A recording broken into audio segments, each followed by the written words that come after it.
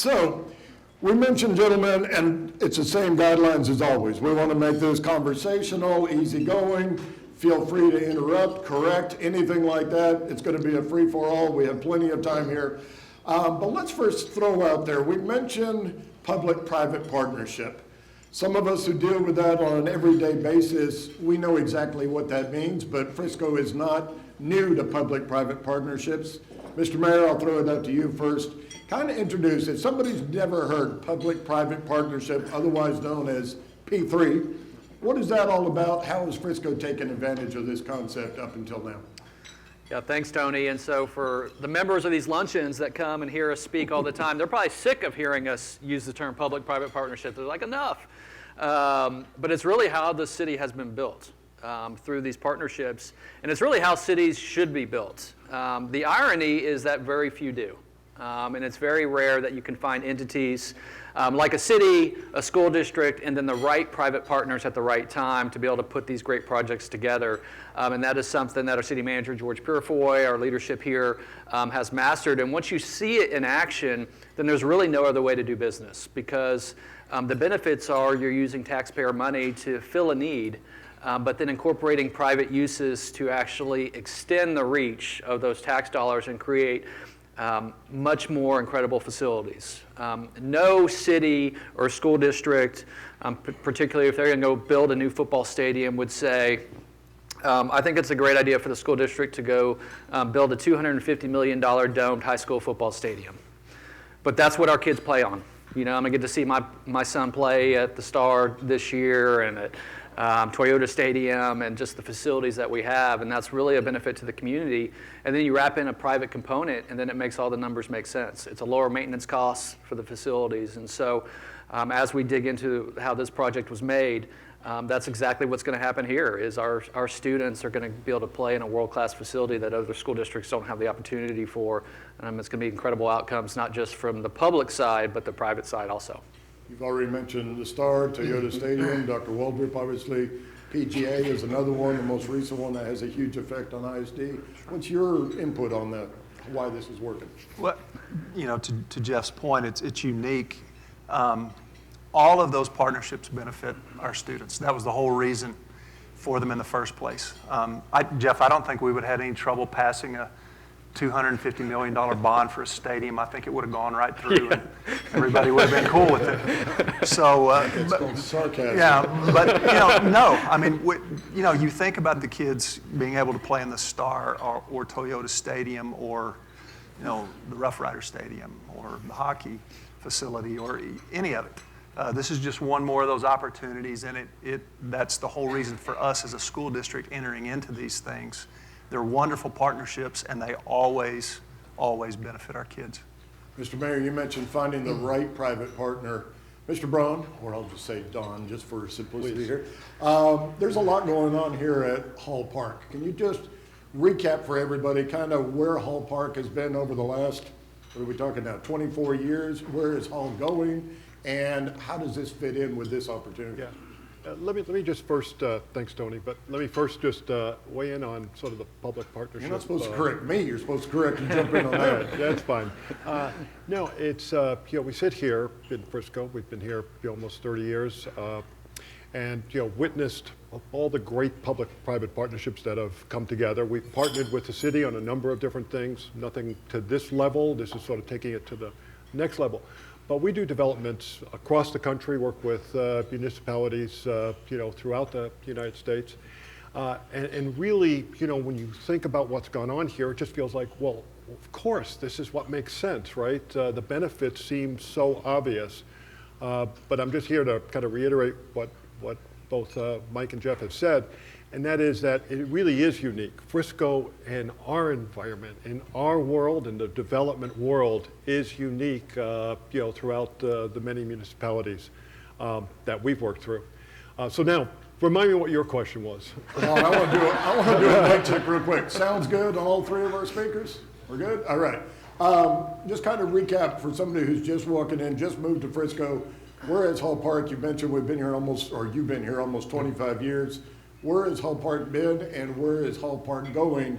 even before this deal was announced and the Yes. changes coming up. So we've been here about 30 years, so we bought the land 30 years ago anyway. So we bought the land in 1989, that is today Hall Park.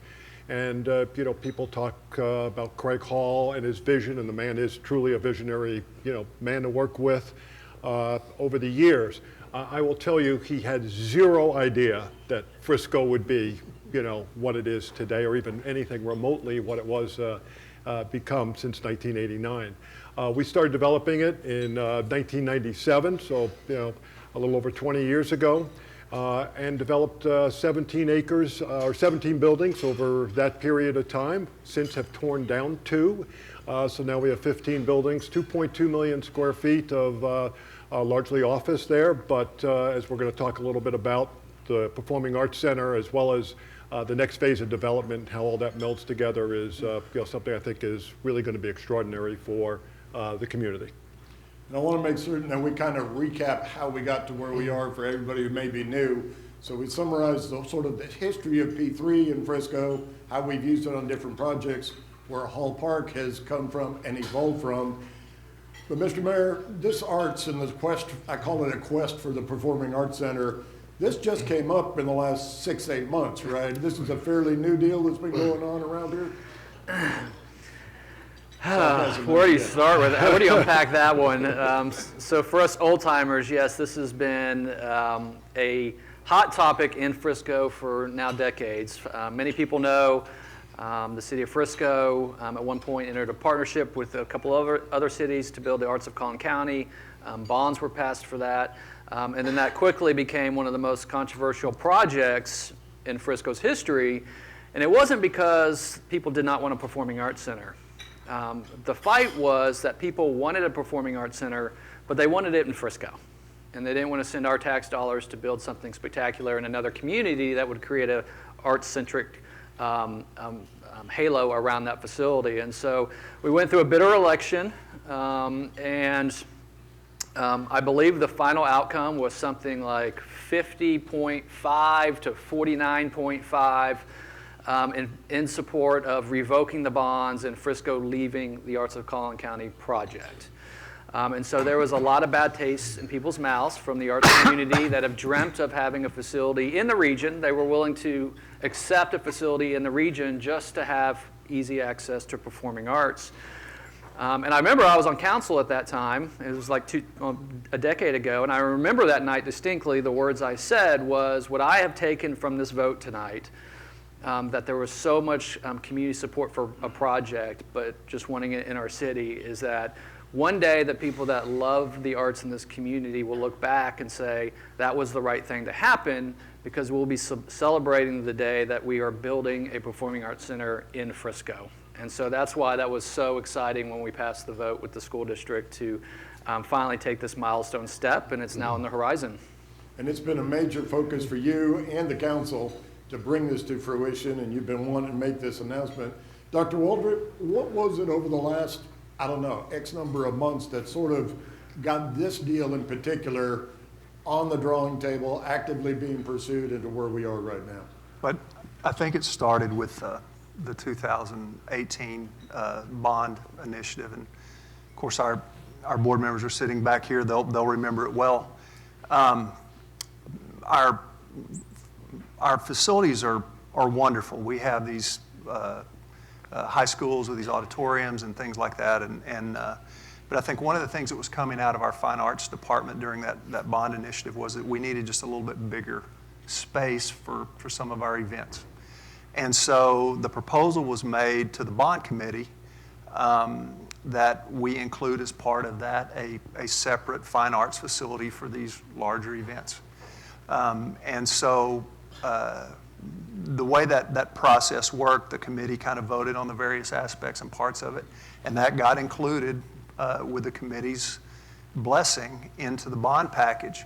But also included with that was a desire by that bond committee and our board of trustees that if the bond passes and this thing goes forward, that we pursue some kind of private partnership with the school district to see if there were opportunities in the community for that. And so that was what we were tasked with. And then, so moving forward, It all started with a meeting with Mr. Hall and Don and some other folks. And that's kind of what got the ball rolling for us. And I thank Bob Allen for that. I think he kind of got us in to see Mr. Hall and Don and those folks in that first meeting. Well, I'll just add that the meeting that Mike's referring to, just looking back at some notes, was in August of 2018, August 2nd, 2018.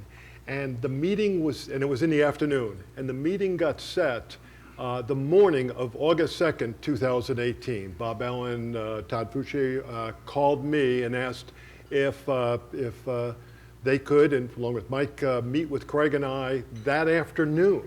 And we're like, and we really hadn't had any conversations, you know, I mean, we understood there was interest, there was a little bit of energy, but it really wasn't anything, you know, at least from our perspective, you know, as a private developer, kind of being generated. And that meeting, and I remember, it was really literally one of the best meetings that, you know, I've ever been a part of, because all cards were on the table. Immediately, the agenda of the school district was put out here. Here's what our choices are. Here's what we want. Here's what we're looking at. Everything was laid out. Do you think you could be a player in here and solve some of these problems, or some of the, you know, help with some of these situations? And it really was, as I said, really one of the really great meetings. And from that, 6 days later, there was a framework that, you know, we had drafted up and passed around to the city and to the school district. That, in looking back at it, interesting is not, you know, look, this is a complicated deal that we put together. But it was pretty close to the fundamentals of what we ultimately ended up with. That's how great that meeting was. I'll just share, that's the first time I've heard that story, right down to the time, what the weather was on August 2nd, 2018, where the sun was, and what traffic was like. Okay? It's great. You know, look, you can look back at notes, and sometimes you're amazed at what you can find. Like, how many times have you looked back at your notes and you can't find anything, right? And here was a note I had written, a memo to myself on that meeting. Literally, that the heading of our luncheon here is how the deal was made. Jeff, what were your thoughts on that particular meeting? What was the weather from your perspective? Jeff wasn't part of it. We didn't have, Jeff wasn't part of it. Jeff wasn't part of it, okay. So, no, Jeff's meeting was this, here's the catalyst that I recall from our perspective as it relates to Jeff. When you were just, your first, I think, State of the City address, right? And we were just getting to know Jeff as mayor, and you know, weren't all, you know, we didn't know altogether your priorities. And in your first State of the City address, I remember that one of your priorities, one of your, you know, I think your 100-day sort of initiatives to kind of move things forward was the Performing Arts Center, and that said, you know, a tremendous amount to us relative to your commitment to it and desire to see this happen.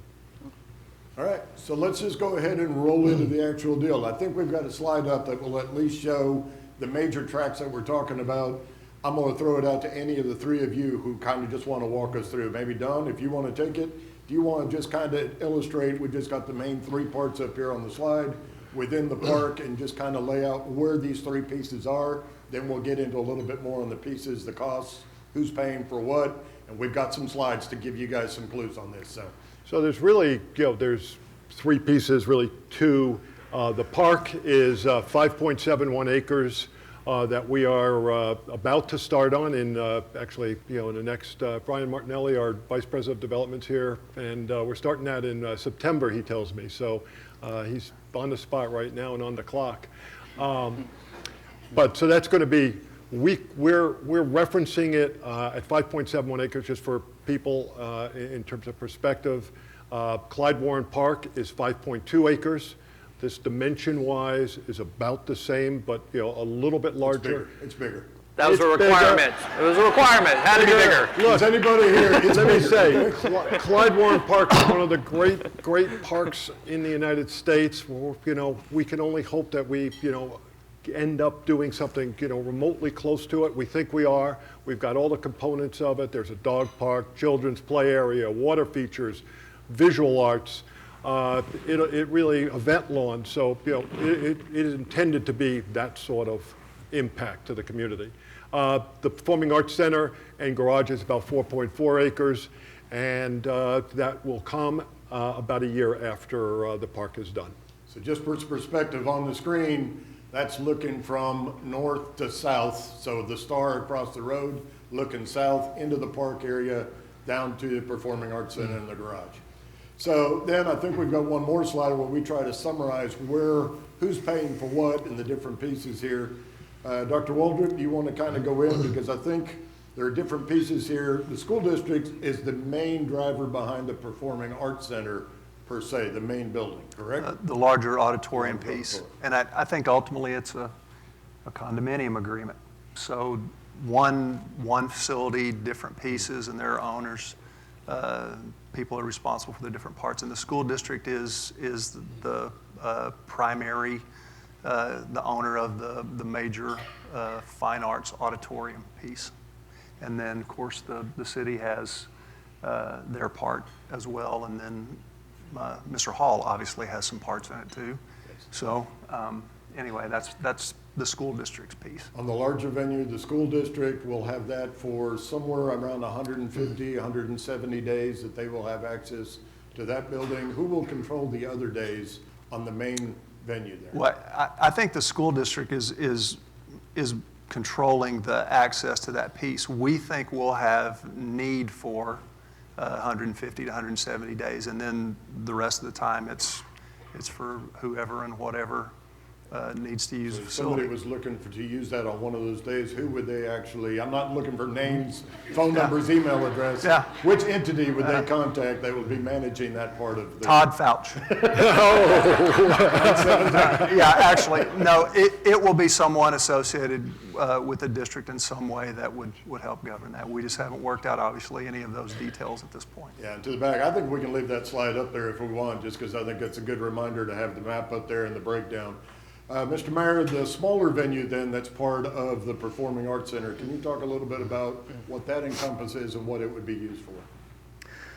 Well, how this project is different than some of the ones we've done in the past is, I saw a group that we'll talk about later. They refer to this as the People's Project because this is one that actually went out to the voters. A lot of the other facilities that we've done, we've actually financed in different ways.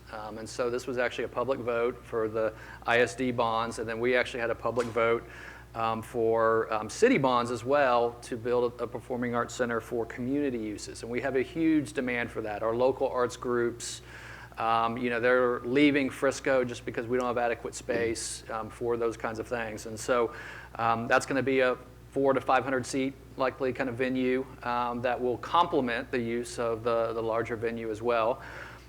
This one is also a little bit different too because the city is usually in kind of the driver's seat as far as managing these projects, and usually we have a bigger financial commitment and so forth. Roles are reversed a little bit on this one, and it's the school district certainly that's taking charge. And so we as a city are trying to support them and their mission in the best ways that we can to make it a great venue. And I know we'll talk about private fundraising here in the future as far as how we can truly make it the people's project and ask you all to start pulling out your checkbooks so we can make it a greater venue. So that covers the performing arts, the park we talked about split between the city and the whole group, the garage. How is that actually going to be taken care of, Don? Because we got up there TERS 6 and that gets complicated. At the end of the day, it's pretty much whole group that's taking care of that, correct? Well, it's a complicated agreement. Yes. As we, it's a very, it's a very good agreement, I think, for all sides. The city's very, very well protected, and I think it's a great addition to the area. In terms of the garage, so first I'll say to allow the Performing Arts Center to be built in the way that it was displayed in the prior slide, we're going to tear down two existing structured parking garages. Okay, so we've got to tear down two garages that are about 1,200 spaces, and so those spaces obviously need to be redone or recreated as well. Originally, we were going to tear down one, and I could see, from Craig's, when Craig was looking at it and we were studying the park, and really what it does is tearing down the second garage extends the park, okay? And to us, just made the park more impactful. It got it bigger than Clyde Warren Park, all right? What can I say? But it really made it impactful. So we're going to tear 2 garages down to allow for the land to free up the land for the Performing Arts Center and the garage. The garage will be, the city will issue bonds relative to the garage.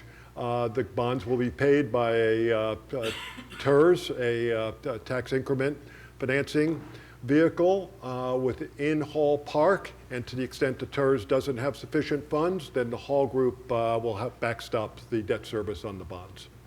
As I said, it's very complicated, but also very protective at various levels. And so I know the whole aspect of the dollars is very complicated. You've got the Hall Group's portion of it, ISD, city portion. I know somebody out there, everybody understands this rule, but maybe one person is saying, is this going to impact my taxes? So these were issued by bonds that were sold on behalf of the ISD and the city. So very as easily as possible, how might this impact somebody's tax bill somewhere down the road? And these are voter-approved bonds, though, correct? They are. I mean, the argument that I would make, we see it from every project, is that the economic engine that these things create actually return an ROI to the city of Frisco. I mean, the fact that we have Hall Group that is tearing down 12-year-old buildings, which I'm sure made their lenders crazy that they were doing that, to build taller structures, it just adds a bigger tax base. It brings more tourism to our city. It's what is our economic engine. So quite frankly, when we speak to our citizens about budget, this is why Frisco has one of the lowest tax rates in the entire region, why we can start growing our homestead exemption, why we can provide the highest level of service. I think I've spoken about this before. We do this exercise with people that don't know the region as well, and we say, you know, we put up 10 cities on one side and 10 tax rates and say match them up, and almost universally they'll put Frisco with the highest tax rate because it's the perceived level of service. And of course that point of that exercise is that no, we're the lowest tax rate. And this is why, because we have a balanced tax base, we have these economic drivers, we have Stonebriar Mall, we have these facilities, we have tourism, 6 million visitors a year, and this is how it all works. And so this is why you can live in Frisco, have the best access to amenities, the best services of a city, and still pay the lowest taxes. And a park larger than Clyde Warren Park. And not to get into the details of TERS and tax increment reinvestment zones, but the very nature of that is investing into that area and giving money back. Anything else you'd like to add? It's the same thing for the school district. You know, obviously, as the value of that development increases, then that will contribute more to our revenue, our tax revenue. So it's a good thing for everyone. And the same things happen with the Star and with everything else the city and the school district and everyone's done. It's been a major contributor. Dr. Waldrip, you mentioned earlier, some people might say, wait a minute, all of the major high schools, they have good facilities, middle schools, but we need a larger venue. As I understand it, correct me if I'm wrong, this will be a minimum of 1,250 seats up to 1,500. That's correct. But there's also some discussion of a potential larger venue. I just want to throw it out there, address the differences in those and why we settled at this range. Well, I think when we entered into these discussions with Mr. Hall and with the city, that's been the school district's, it's kind of a stopgap thing for us. 1,250 to 1,500 seats is a maximum, simply because you want a larger venue, but you don't want your 4th grade choir singing into an abyss. So we want to keep it's larger because we have events where our auditoriums hold about 600 people. So we needed a larger venue for some of these larger events, but you don't want it to be so large that you get lost. And that's a great way to frame it for anybody who's been in the venues at a high school. That's 600 versus 1,250, 15. Right. So 2.5 times that size venue is a major difference. Right. It's no different than we mentioned Toyota Stadium earlier, soccer-specific stadium, not having them play in the Cotton Bowl, but rather conducive to the team that's playing there. Mr. Mayor, you mentioned a little bit about there is an opportunity for some additional fundraising to be done. Who might end up doing something like that? What would those funds be used? So essentially, per agreements, I think we essentially have kind of a hard stop on January 1st, where we start going into the design phase. And I know we've had a lot of passionate people regarding the arts that want to take a shot at raising funds to see if you can add additional enhancements to the project. You know, we've toured a lot of different projects in the area, some that other school districts have done, and you know, they're certainly very nice, and I'm sure those districts are very proud of them, and it would be a great facility here. You know, kind of the Frisco way is to go bigger and better, like the Clyde Warren Park. You know, just make it a half acre bigger. Come on, Don. I mean, and you know, I do think there's opportunity for that, whether it's better finishings, better acoustics, a floor that can go down for multi-use, and really kind of define what the private component is going to be. I think that's the part that is, you know, going to be flushed out the most over, you know, the coming years, as far as the days the school district doesn't use it, how can it be best used from a private component to the rest of the community. And so certainly the school district will be driving this. We're going to be supportive partners. We love to be creative. And so, you know, already hearing ideas about, you know, do you do an arts private club? Do you have a restaurant? How do you do these private spaces to have all these different things? And so it's an opportunity really for this community to dream big. And so we've got a partner here, so it's something that, she's not actually here today, but Sandra Moon. Many people know the Moon family, and so Sandra Moon and their family has been someone who's been investing in this community for decades, as far as, you know, they have the store on Preston Road, they've built the Hyatt here, they've built other hotels. Her story is extraordinary as far as how the arts changed her life, and really it was her playing at a young age at a facility that we're proposing. She said it changed the entire trajectory of her life. And so she spent the better part of her career fundraising for other performing arts venues. And so she was the first to raise her hand and say, I want to lead the charge in Frisco. I want to be the one that helps raise money for this project and help the school district and the city build something even more extraordinary. And so she is running an organization that, believe it or not, I never thought George was this creative, but he came up with a name for it. Which is the Hearts Project. George was not creative? Okay. Not in this way. He's creative making the deal, but he actually came up with a name, which is the Hearts Project, which stands for Hall, Education, and the Arts, all coming together to build a world-class type of project. And so they're going to start the efforts in private fundraising. Their website launches today. It's heartsproject.org. And so, in fact, we had our first meeting yesterday with someone here that's actually looking to make a 8-figure contribution to the project. And so, yeah, I know, we had to count it before I came here too. And they have a big dream goal, and their big dream goal is to raise $100 million to put into this project as the school district sees fit as far as building something bigger and better. And so, you know, in Frisco, we like to put out there just impossible dreams, and we love to tell the stories about, you know, Frisco is the place where impossible dreams can come true. Well, and just to clarify, those kind of funds would be used to max out the seating at the 1,500, and then to improve other things. You mentioned a sinking floor, sound enhancements, everything, other facade improvements could be used for a variety of improvements along those lines.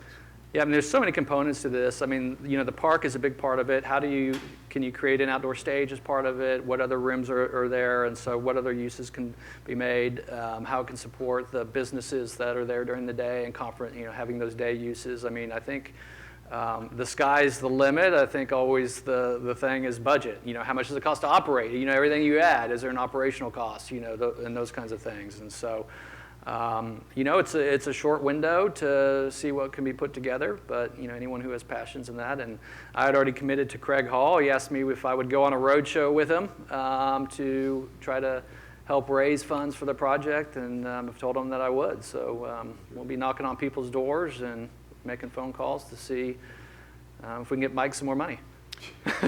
You know, I would just add one that you know, our role is just really to be supportive of the city and the school district. You know, we don't have a symphony to play in the symphony, right, in the Performing Arts Center.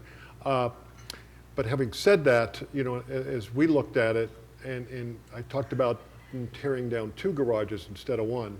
You know, part of the things that went through our mind was this is once in a multi-generation opportunity. We're not coming back in 20 years or 30 years and saying, hey, can we build a newer, better performing arts center? This is it. And really, this is it for, as I said, a number of generations. And so we really need to seize the opportunity to create the best facility that we can. And, I'm sure the community will in fact do that. So Don, you touched on an interesting point, because when you look at these different P3 projects that we've been doing, you look at the Star and the Cowboys deciding we need a new place, would there be a possibility? You look at the PGA moving, that only happens once, every so often. This is one of those type deals, just coinciding with the fact you've touched on the base that there's a lot of redevelopment happening within Hall Park. You're talking about 2.2 million going up to potentially somewhere in the neighborhood of 6 million square feet of office space, some residential, some additional retail, hotel. How does this type of a project, honestly, benefit and be a plus for this sort of redevelopment?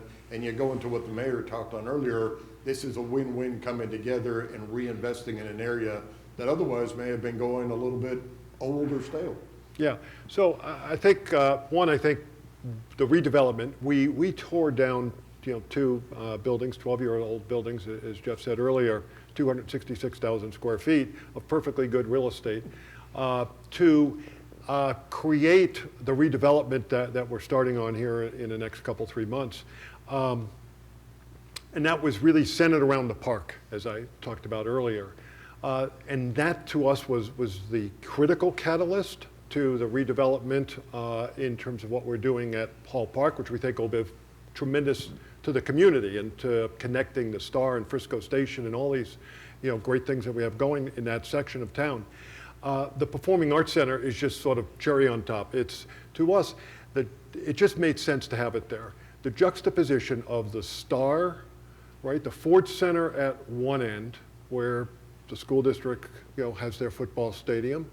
And while we don't have a physical connection across Warren, we do have a visual connection. The Performing Arts Center will be at the end, the terminus of the park. And so there really is that connection that I just think is sort of poetic relative to what we've talked about, private-public partnerships and what the school district is doing in that regard. Truly is the public-private partnerships, as well as many people have said, Sports City USA, but we are also about the arts, and this literally bridges the arts together with the sports. FISD, as I believe it's 81% of the students are involved in fine arts that a lot of people may not realize. Any thoughts on that as far as bringing together those two different segments of the community? No, I do think it's great. And like I said, you want a comprehensive education for your kids when you send them to school.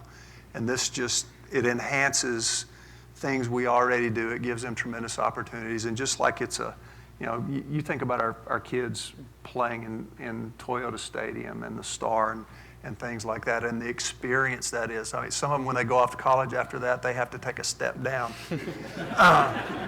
It's like putting on a pair of Chuck Taylors after you've done all this. So it's one more thing for our kids to be able to experience and just enhance that already wonderful education they're getting in this community and in our school system. Dr. Waldrip, and this is a good question that I have for all three of you. I joke a lot of the times when I'm speaking, you go to other conferences, many of you do as well, and people talk about Frisco. Oh yes, and everything is great in Frisco. It just falls into y'all's laps. Deals just happen, but they're not working together like example of what's happened here or the projects in the past.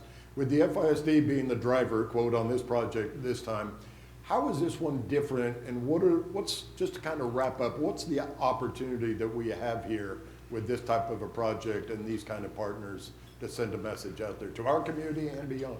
Well, I think the fact that we had these other partnerships made it, I won't say it made it easy. We went to Mr. Hall, and we have that relationship. I just ask him, and he meets with me in that afternoon. That's just kind of the relationship I would do the same thing for him. August 2nd, 2018, 83 degrees. But we've just, and Jeff's alluded to this, that's how the community is. And when you have that opportunity, and George has been instrumental in all these things, and Dr. Reedy was prior to me, it made it a lot easier to go out and sit down and meet with someone and say, hey, what about an opportunity to do this again? Because we have so many success stories that we've had in the past, and I think it made it a lot easier to go out and have that conversation. Don, any thoughts on that and the opportunity going forward?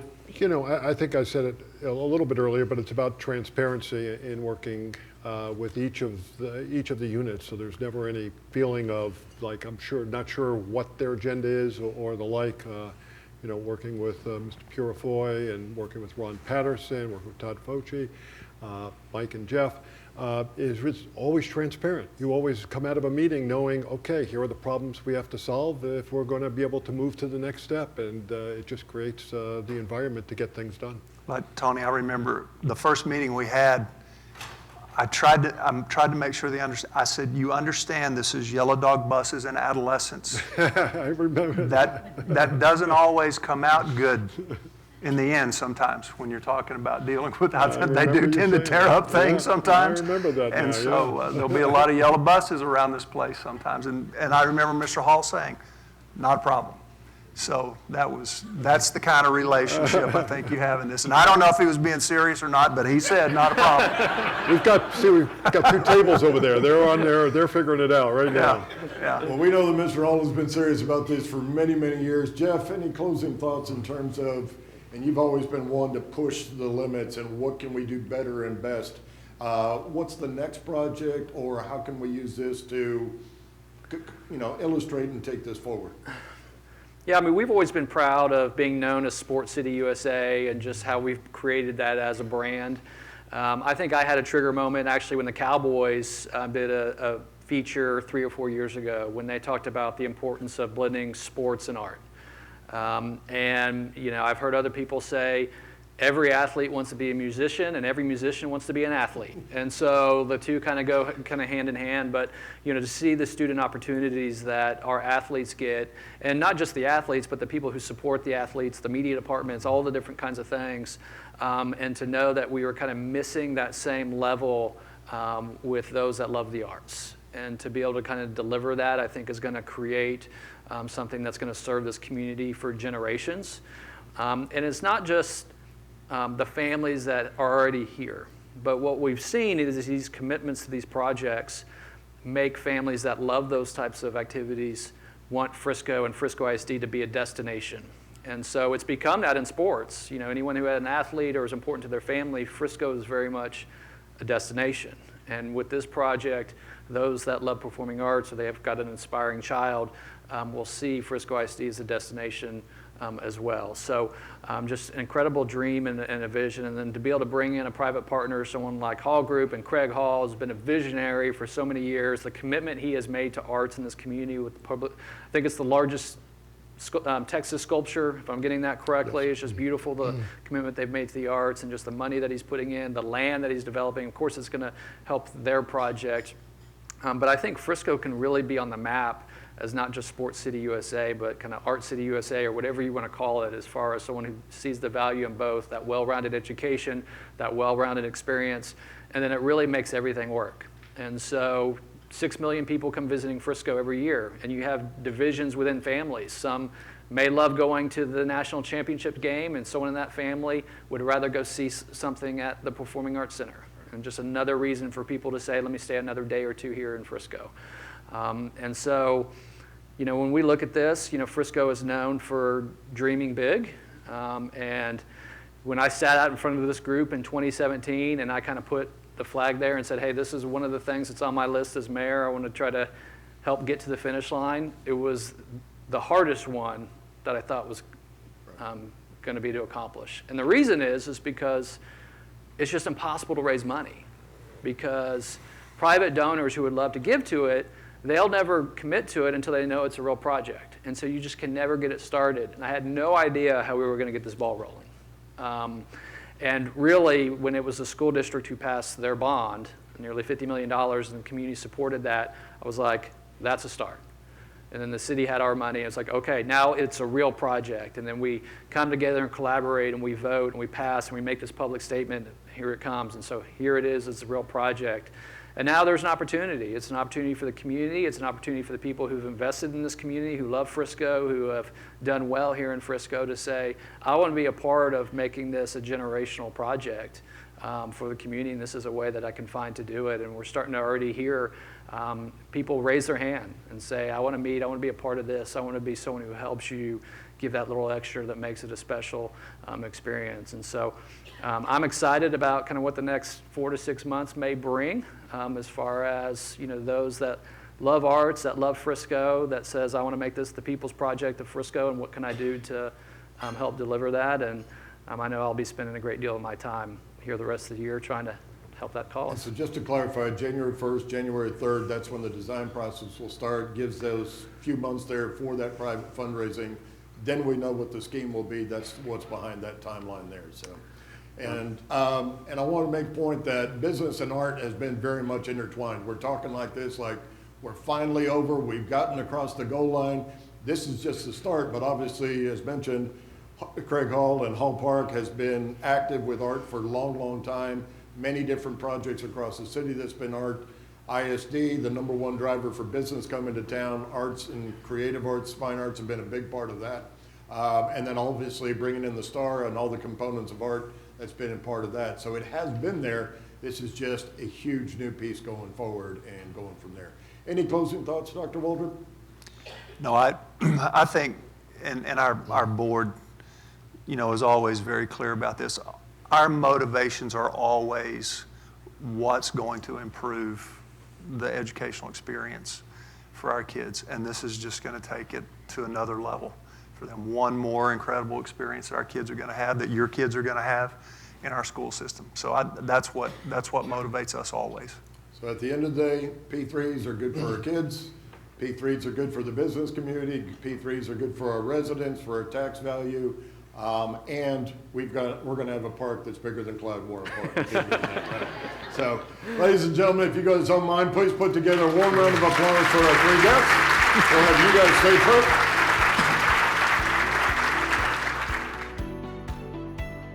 Thank you for joining us for the Frisco Chamber of Commerce Luncheon, How the Deal Was Made, featuring Frisco's Performing Arts Center.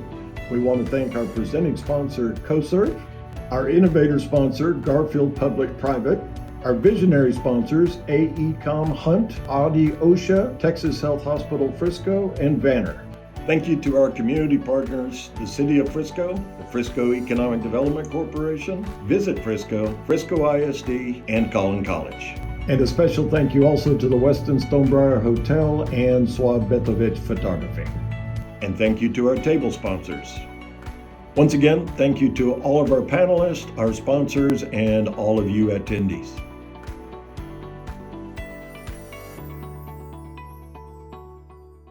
What is art?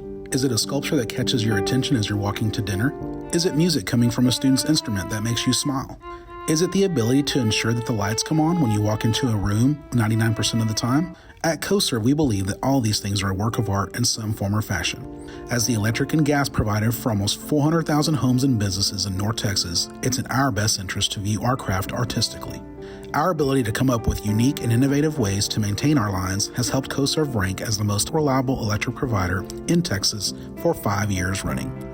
Our gas lines use the newest technology available to meet or exceed city standards, as well as limit leaks or breaks in our equipment. Yes, delivering safe and reliable energy is CoServe's primary responsibility, yet we also take pride in being a great neighbor. It's why we've joined our local partners in recognizing teachers, many of whom teach music or art over the years. It's why we worked with businesses and cities to make some of our equipment serve as canvases for local art. And it's why we've done our best to support local events and festivals that bring people together to listen to music and enjoy their friends and family. Ultimately, art is about making a difference. And CoServe is proud to be making a difference in Frisco and all of the other communities that we have served for the past 84 years and counting.